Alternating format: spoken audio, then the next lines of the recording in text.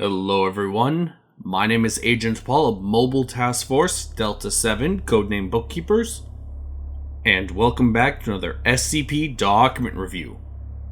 And the SCP we'll be reviewing today is SCP-1225, Object Class, Safe. Special Containment Procedures.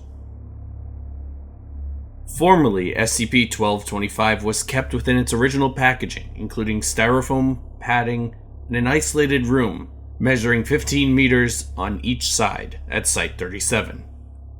However, now, SCP-1225 is kept in a locked stainless steel box on a concrete pedestal that is protected from the elements, in a 25 by 25 meter roofless containment area open to the air in at least a 180-degree arc. Unless part of an experiment, no sealed or closed containers are allowed within the containment area, including pockets in clothing and end caps on pens. Personnel should spend no more than 60 minutes per 24-hour period within the containment area. Description: SCP-1225 is a spindle-shaped glass ornament with a small loop at the top, allowing it to be hung from a hook. When hung on a tree, bush, or other woody plant, it initiates a process of accelerated decay and aging in any closed containers within 4 meters of it. The contents of these containers will change so as to reflect the signs of typical wear and tear that the object would acquire over the course of several years. Textiles, clothing, and stuffed plush items become faded and threadbare, often with ripped seams and missing or broken fasteners. Solid-state metal, plastic, or glass objects will display chips, cracks, scratches, and heavy corrosion similar to acid burns. Electronics display both hardware and software problems sufficient to cause fatal shutdowns within a few minutes of use.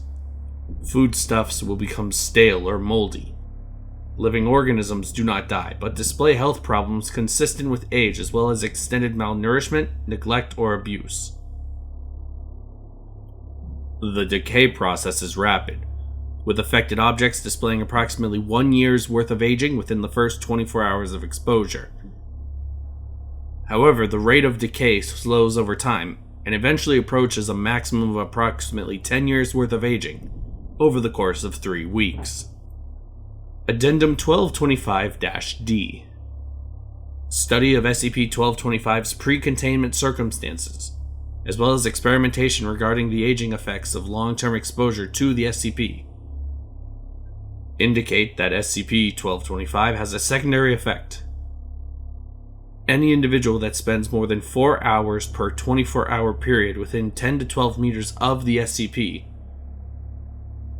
will begin to display increased levels of aggression, anger, and irritability, decreased patience and frustration tolerance, an exaggeration of negative or annoying personal traits, such as overeating, alcohol consumption, snoring, and unpleasant body odor.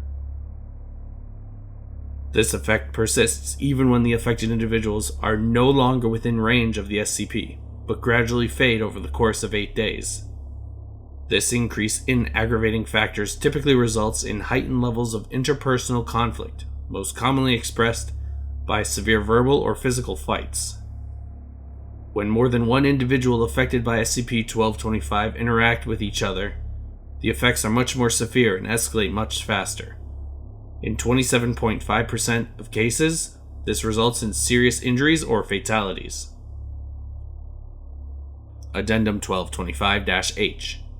Due to a statistically abnormal amount of equipment failure, structural decay, and interpersonal conflicts requiring administrative action at Site-37, more in-depth studies were performed on SCP-1225.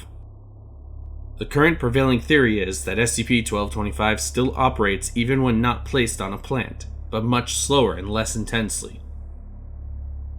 It appears to treat enclosed structures or buildings containing it as if they were containers placed beneath it, and will affect them as well.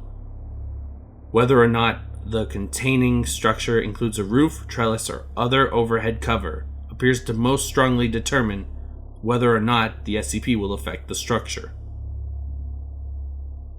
The acquisition of D-Class personnel from SCP-784 is currently under consideration due to the fact that these personnel are less prone to equipment failures caused by SCP-1225. Further research is required in order to determine the exact nature of this effect. Containment protocols have been updated.